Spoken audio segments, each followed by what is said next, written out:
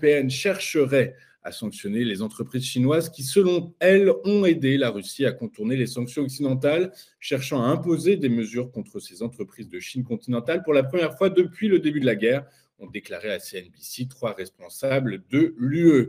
Le bloc des 27 travaille ainsi sur un 13e paquet de sanctions à la suite de l'invasion à grande échelle de l'Ukraine par la Russie, qui pourrait être prêt plus tard ce mois-ci pour marquer le 2e anniversaire de la guerre. Ainsi, le Service européen d'action extérieure a présenté de nouvelles listes de personnes et entités à sanctionner. Si, à cet égard, il s'agirait du plus gros paquet depuis le printemps 2022, son impact économique ne serait pas comparable aux paquets les plus sensibles, comme lorsque l'Union avait visé les importations d'hydrocarbures russes. Quant à la Commission européenne, elle propose, elle, de son côté, d'introduire des limitations d'exportation visant spécifiquement des composants à double usage. Les codes de douane concernés sont ceux d'éléments retrouvés sur le champ de bataille dans la composition d'armements utilisés par la Russie, et notamment des drones.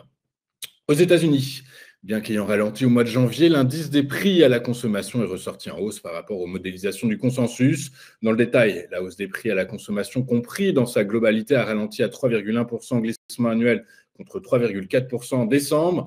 Mais cette tendance a déçu les marchés financiers qui espéraient voir l'inflation passer sous la barre des 3%, et ce, pour la première fois depuis 2021. Quant à l'inflation core, qui exclut les prix volatiles, elle est restée stable à 3,9% sur un an et en légère hausse de 0,4% sur un mois. Dans le détail, les prix du logement, qui représentent environ un tiers de la pondération du CPI, sont responsables d'une grande partie de la hausse.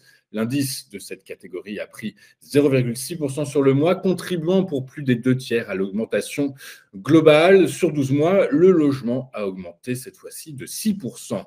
Quant aux produits alimentaires, eh bien, ils ont également augmenté, en hausse de 0,4% sur le mois. L'énergie a contribué à compenser une partie de la hausse, en baisse de 0,9%, en grande partie due à une baisse de 3,3% des prix de l'essence.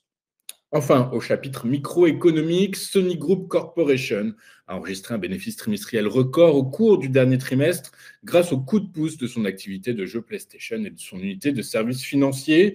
Le groupe a largement dépassé les attentes des analystes au cours de son 3e trimestre. Notons cependant que le géant japonais de la tech a réduit ses prévisions de vente pour la division jeux pour l'ensemble de son exercice, invoquant des ventes de matériel plus faibles. Dans le détail et sur la période donc d'octobre à décembre, le bénéfice d'exploitation s'est élevé à 463,3 milliards de yens, dépassant ainsi l'estimation moyenne du consensus qu'il avait modélisé à 428 milliards. Faisons maintenant le tour de ce qui s'est passé sur les principales places boursières de la planète hier. Et en Europe, les principales places boursières ont clôturé en baisse, mais sous pression par la publication d'un CPI plus fort qu'escompté.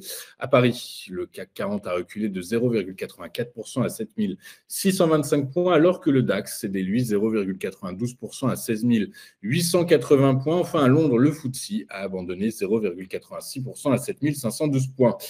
Aux États-Unis, refroidi donc par des données sur l'évolution de l'inflation et donc l'espoir de voir la Fed initier enfin son pivot, les marchés actions clôturés dans le rouge hier.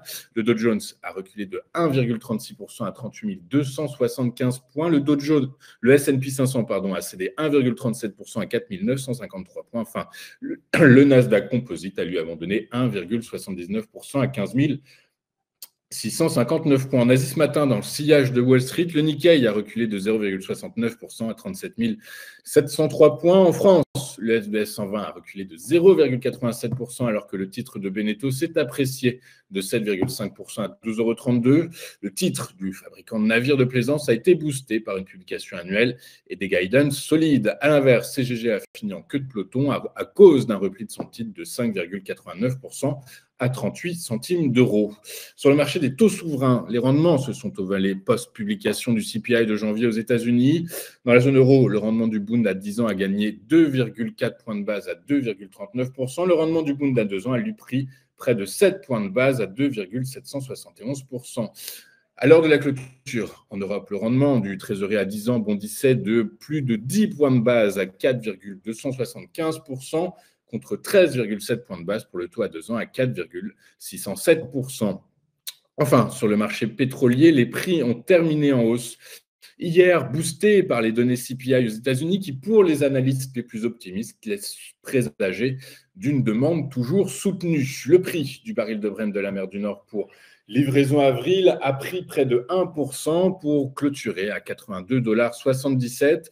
Quant à son équivalent américain, le baril de WTI, avec échéance mars, il a lui pris 1,23% à 77,87 $. Nous allons marquer une toute première pause dans cette édition du 14 février. Et juste après, nous retrouverons, comme promis, le chronocac revisité à la sauce iWave Capital de David Furcage. À tout de suite sur Téléfinance.